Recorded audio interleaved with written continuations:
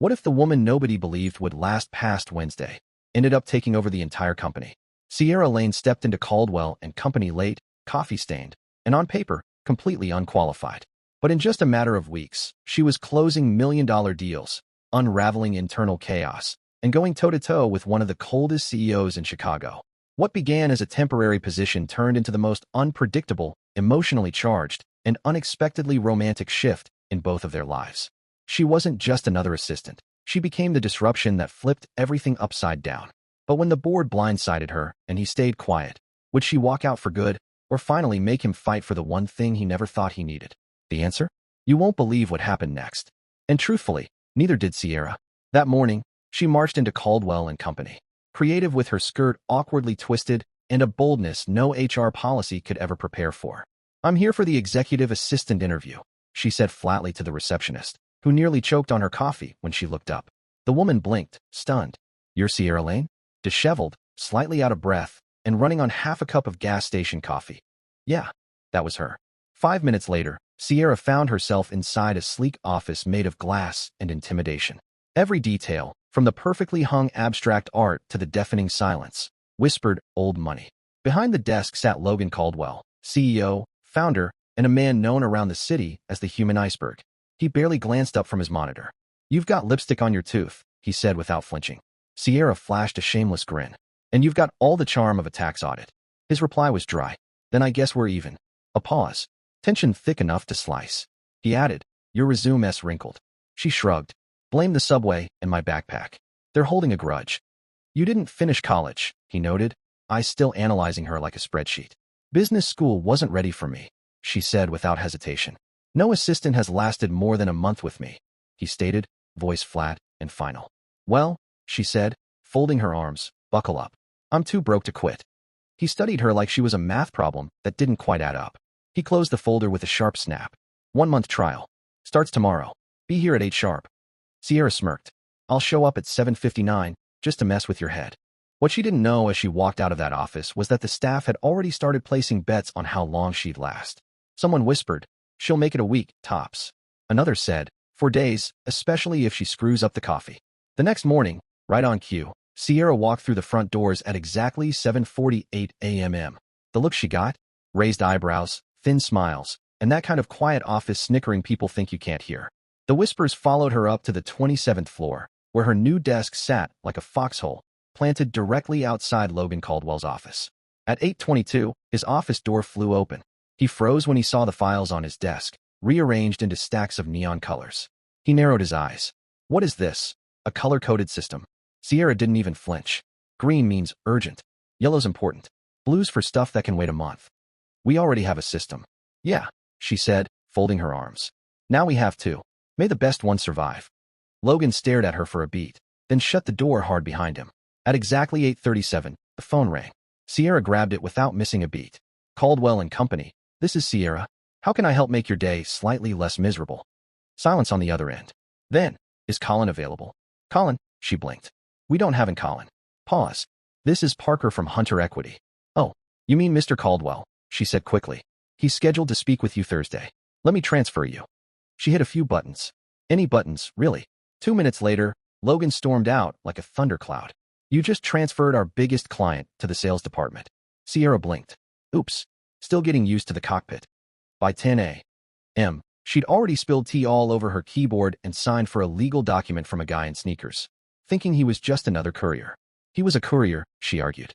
"He's the lead attorney from Beaumont and Lang," Logan replied through clenched teeth. "You signed a confidential clause as an official company rep."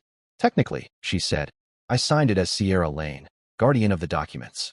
Logan snatched the paperwork and scanned it, his expression shifting fast from annoyance to disbelief. "You signed here?" "Yeah, why?" "That signature just triggered a protective clause our legal team's been trying to validate for 3 weeks, he said slowly. "You just saved a $12 million contract." Sierra's eyes widened. "Wait, I actually did something right?"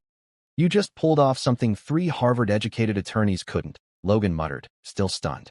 But before Sierra could soak in the accidental brilliance, the phone rang, again. "This is Diane Caldwell." The voice was sharp, commanding. "Logan's mother. Put me through." Sierra nearly fumbled the receiver. "Why, yes, ma'am. Right away." As Logan answered in a tone noticeably softer than usual, Sierra started exploring the drawers at her desk and found something that stopped her cold. A thick binder titled, Protocols and Guidelines for the CEO's Assistant. All 112 pages of it. She flipped through it quickly. Respond with precision. Serve black coffee. Speak only when spoken to. Sierra squinted at the pages. Yeah, we're way past that. When Logan came back from a meeting, he froze in the doorway. Sierra was kicked back in his chair, typing on his personal computer. What exactly are you doing? He asked, his voice tight. Testing your chair's ergonomics, she replied casually. It's got all the charm of a medieval torture device.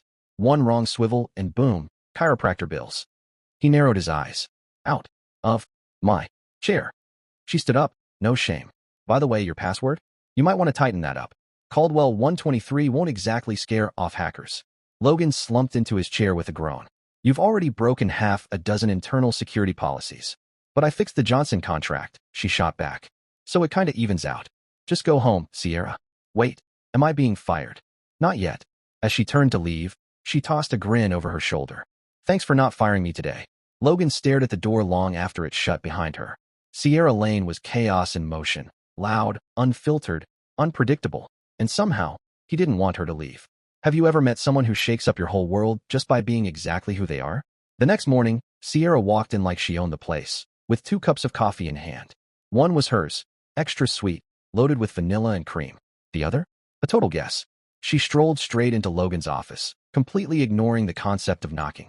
Morning, Mr. Caldwell, she chirped. Brought you a latte. Figured you could use a little flavor in your life. Logan didn't even look up from his monitor. I drink my coffee black. Sierra set the cup on his desk anyway. Everyone drinks black, until they discover it doesn't have to taste like regret. Just try it. 1 sip. He gave it a cautious sniff, hesitated, then took a reluctant sip. His face immediately twisted, like he'd just swallowed a mouthful of melted candy. This is sweet. You mean delicious? Sierra teased. Logan shook his head. It tastes like frosting. And regret. She grinned.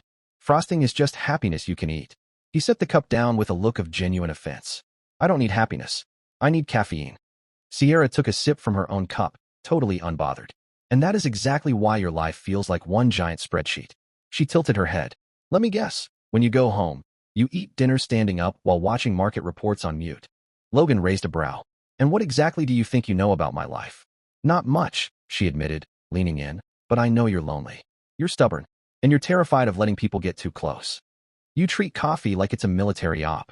You talk to people like they're broken software. And I'd bet good money you haven't had a real laugh in at least 6 years. The air grew thick. For a few seconds, neither of them said a word. Then Logan slowly got up and walked around the desk, his eyes locked on hers, until he was standing right in front of her. You've been here 4 days, he said, voice low. And you think you've got me figured out? Sierra didn't flinch. I don't need 90 days to realize you operate like a vending machine that refuses to take coins. Logan blinked. A vending machine? She smirked. A very expensive one, wearing a tailored suit. Before he could fire back, the phone rang. Sierra picked it up, never breaking eye contact. Caldwell and Company. Sierra speaking. How can I help? I need to speak with Mr. Caldwell, said a voice she instantly recognized. Parker. The same client she'd accidentally rerouted to sales. Of course, Mr. Parker, she said smoothly. Is there anything I can assist you with first? A pause. Actually, yes. I'm having second thoughts about the Texas expansion. Market volatility's too high. I'm not sure now's the right time. Sierra shot a quick glance at Logan, who was clearly listening. Are you concerned about short-term instability? She asked. Or worried about the long game? Honestly, both. Well, she said, keeping her tone steady. Did you happen to see the Business Investment Incentive Act Texas passed last Thursday? No. It offers up to a 30% tax break for companies that establish a presence within the next 18 months. There was a beat of silence on the line. No, I hadn't seen that, Parker admitted. It's not being talked about much, yet, Sierra replied. But if you move fast, you'll get ahead of the wave. Logan's eyes flicked up in surprise. Sierra, he murmured, transfer him. She clicked the right button this time. Right away, Mr. Parker. Once the call ended, Logan turned toward her, still processing. How did you even know about that? Sierra shrugged. I read everything. News blogs, Reddit threads, even shampoo bottles when I'm bored. You never know what info might come in handy. He just stared. You saved another deal. Does that make up for the latte you hated? She asked with a playful grin. Not even close. The latte was awful, but the thinking behind it? He paused. That was brilliant. Later that week, the phone rang again. It was Diane Caldwell. This time, she wasn't just checking in. She was arranging an introduction. Camille Monroe. Corporate attorney. Elite pedigree. Groomed for dynastic greatness. Sierra overheard the name while reorganizing a file drawer. Sounds like a stock portfolio. She kind of is, Logan sighed. And my mother is convinced she's my perfect match, so of course, I already said no. And she ignored me and booked a lunch anyway. The next morning, Diane called to confirm. Logan, clearly cornered, panicked. I can't make it, he blurted. I'm seeing someone. Dead silence on the line. Since when? A few weeks. What's her name? Logan's eyes darted across the room. Sierra was sitting at her desk, oblivious. Sierra, he said. Sierra looked up from her work. I'm sorry, what? Yes, Sierra Lane. He repeated, loud enough for the speakerphone. She's special. Diane's tone shifted. Wonderful. Bring her to lunch. Friday, 1 o'clock. Don't be late. Click. Logan slowly turned toward her. Okay, so I panicked. You what now? Sierra snapped, stunned. Just one lunch. That's all. Pretend, smile, be yourself. You're great at thinking on your feet. This is insane. 2 months of free pizza, he added. And a raise. Sierra squinted. What kind of raise? 20%. She nodded. Deal. But if your mom throws breadsticks at me, I'm walking out. Friday rolled around. Sierra stood outside the Marlowe room in a borrowed navy blue dress, her nerves twisted tight like a bowstring. Logan arrived right on time, looking calm, pressed, and as composed as ever. You look not like yourself, Logan said, eyeing her borrowed dress. Thanks. Sierra blinked. I meant that as a compliment.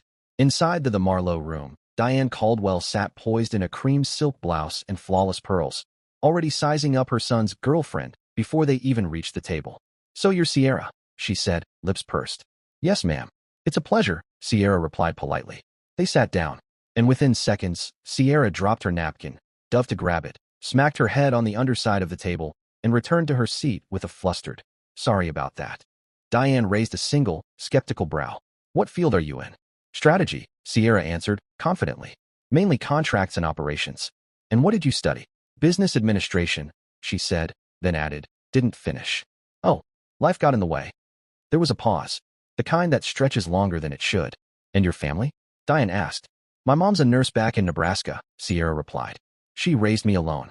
Dad's not in the picture. She pulled double shifts to make ends meet. Strongest woman I've ever known. Logan glanced at her, caught off guard by her honesty. And your future plans? Diane asked next.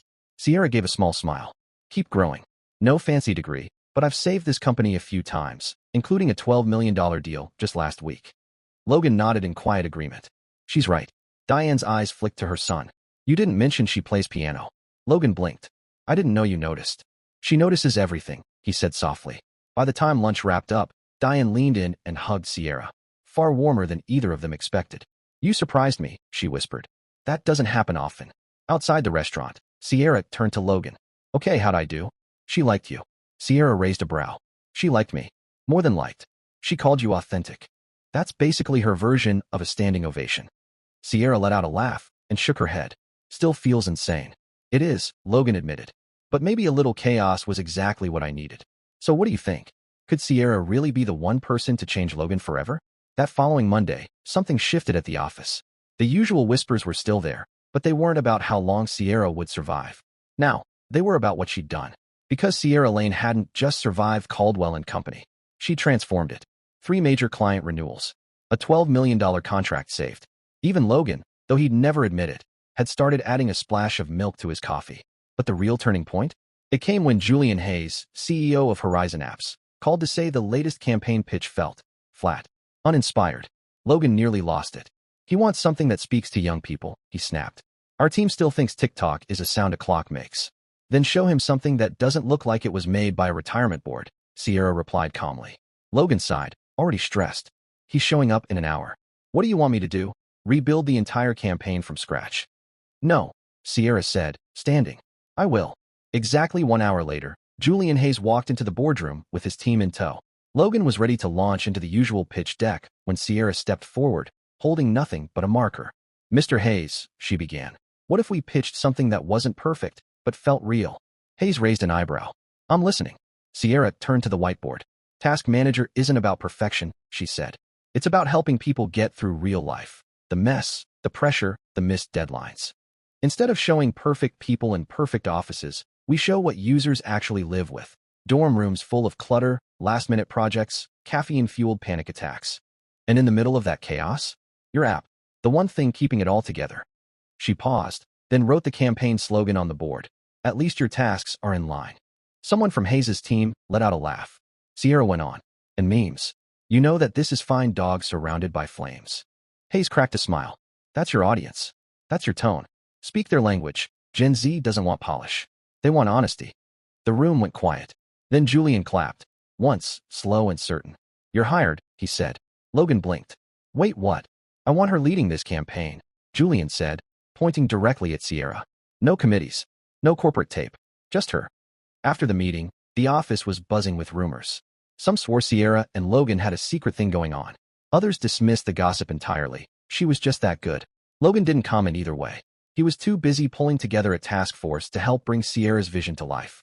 You've officially been promoted to Director of Creative Strategy, Logan said that evening, placing the offer letter on her desk. 30% raise. Full creative control. Sierra stared at the page. Are you serious? You earned it, he said.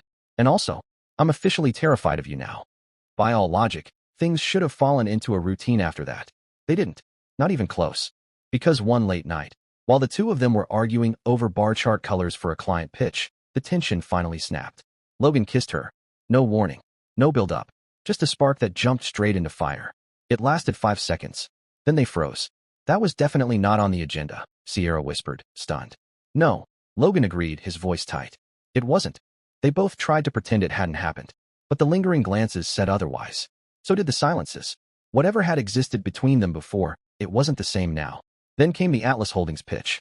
It was the biggest opportunity Caldwell and Company had ever seen, a $55 million deal. On the morning of the presentation, Logan's phone rang. His mother had been rushed to the hospital. Sierra didn't hesitate. Go, she told him. I've got this.